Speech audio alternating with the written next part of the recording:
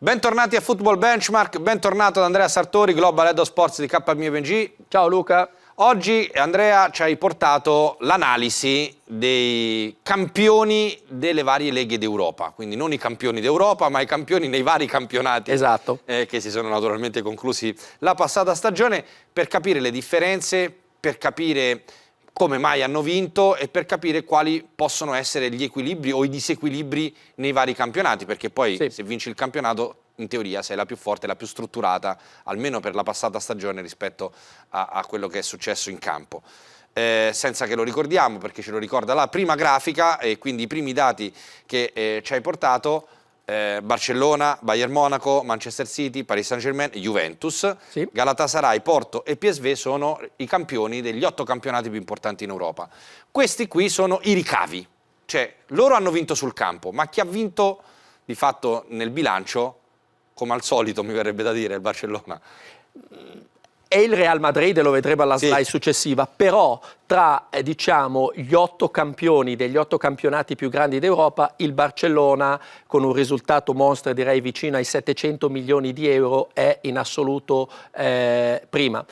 Dato importante, guardando tutte queste 8 squadre, hanno tutte aumentato i ricavi. La Juventus ha avuto una piccola diminuzione di circa il 2% e il PSV Eindhoven è quella che invece ha avuto una diminuzione significativa del 28%. Quindi l'unica di fatto che ha guadagnato meno, molto meno rispetto allo scorso anno è il PSV. Esatto, esattamente. Però deriva poi dal fatto che non aveva partecipato alla Champions League e di conseguenza ha avuto un impatto sul bilancio molto importante.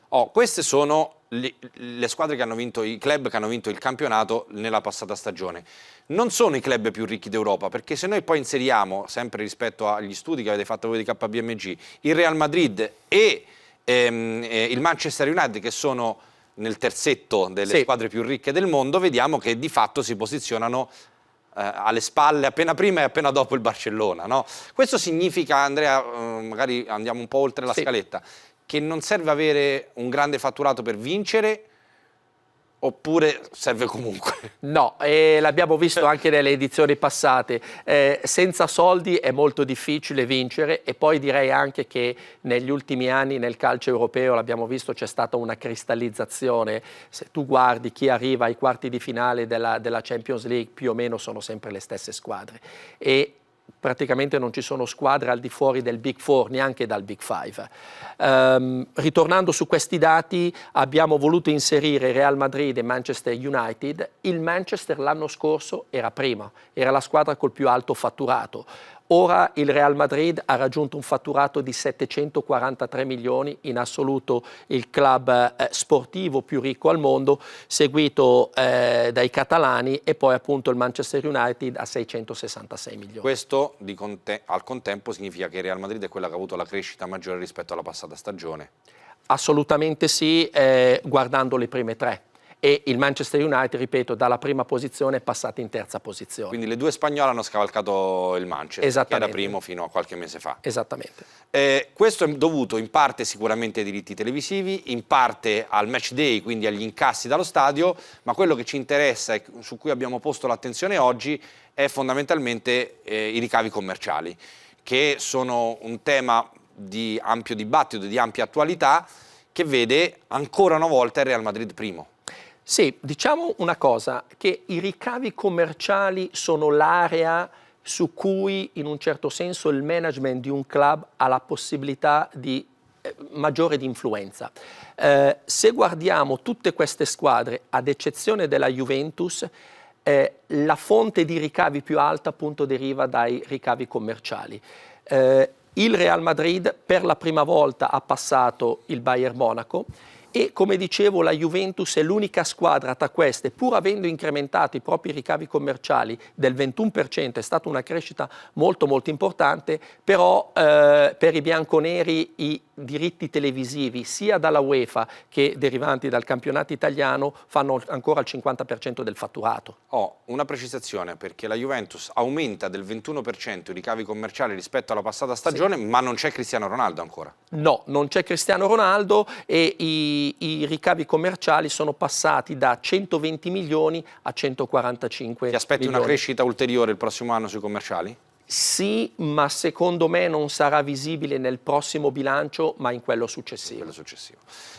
Altro tema molto importante, soprattutto per la UEFA, per l'analisi che poi viene fatta anche per il fair play finanziario, è il costo al lordo dello staff. Per staff intendiamo sia il parco giocatori che gli allenatori fondamentalmente, no? Quindi tutto il parco degli allenatori. Qui c'è un dato molto significativo. Sì. I 562 milioni di euro che spende ogni anno il Barcellona per sostenere quella squadra. Allora, il Barcellona ha cresciuto i propri Qui costi. torniamo ai campioni, non ci sono più Real Madrid e Manchester. Esattamente. Qui vediamo che il Barcellona, che ha aumentato i propri ricavi del 7%, ha però aumentato i costi di gestione del parco giocatore e staff tecnico del 42%, che è un valore enorme. Chiaramente l'acquisto di Dembélé, l'acquisto di Coutinho hanno avuto un impatto importantissimo, come del resto ha avuto un impatto fondamentale anche per il PSG, perché anche il PSG con l'acquisto di Neymar e Mbappé ha aumentato del 20%. Vorrei sottolineare anche una cosa, che anche il Bayern è cresciuto molto, è cresciuto del 14%. Questa è una stranezza, se Una vuoi. stranezza, perché è uno dei club assolutamente più virtuosi d'Europa, e sono andato a vedere i dati degli ultimi 7 anni, è la prima volta che il Bayern di Monaco ha un costo del personale sopra il 50%, è il 51%. Non l'aveva mai sforato. Adesso andiamo anche nel parametro fra i ricavi e il costo dello staff. Mi premeva sottolineare la Juventus che rimane regolare nel suo monte ingaggi, stabile. Anche qui però al netto di Cristiano Ronaldo che vedremo nei prossimi bilanci.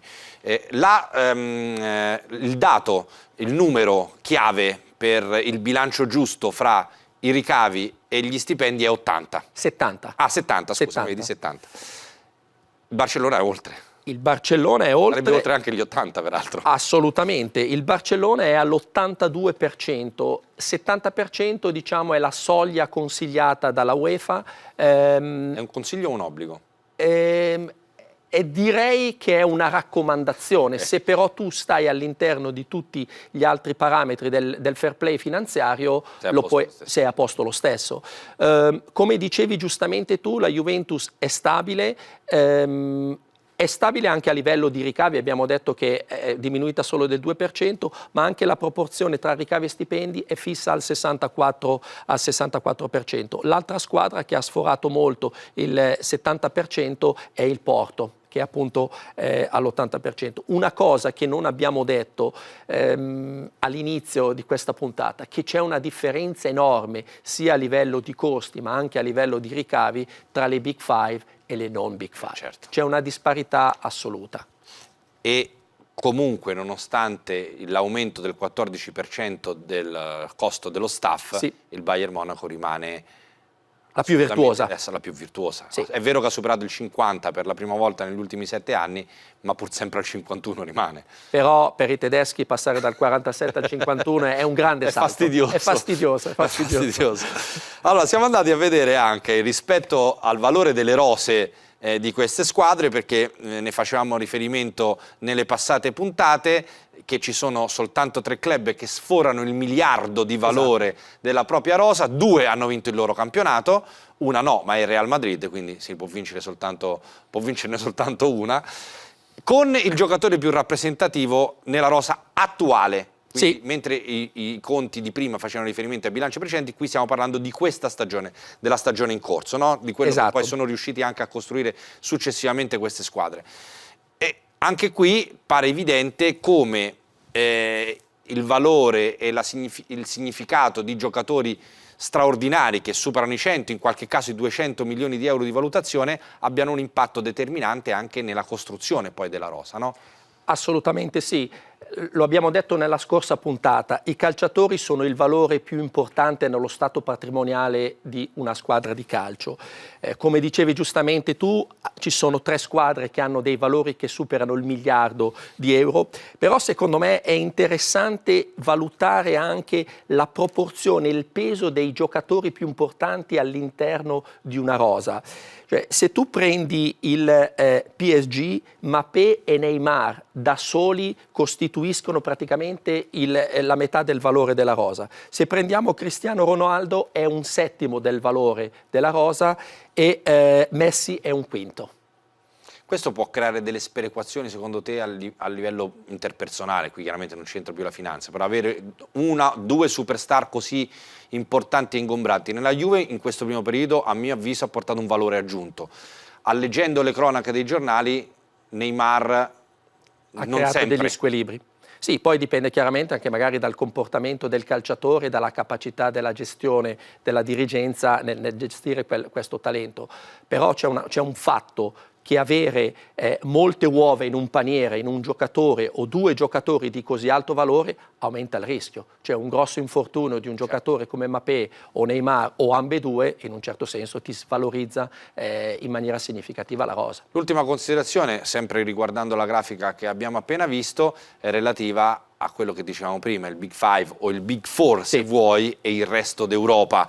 De Bruyne 129, Messi 203, Neymar 229, Cristiano Ronaldo 107, si avvicina ai 100, Lewandowski, forse per un discorso di età non arriva oltre i 100, anche se Cristiano Ronaldo ha appena compiuto 34 anni, gli altri giocatori più rappresentativi non arrivano a 50 e Lozano ci arriva perché è un giovane. Esattamente, ma tu ti sei soffermato sui singoli, io mi soffermerei più che altro sul valore complessivo della rosa. Abbiamo delle rose che hanno dei valori che sono un quinto, un sesto, quindi capisci com'è diventato difficile per queste squadre in un certo senso vincere in Europa.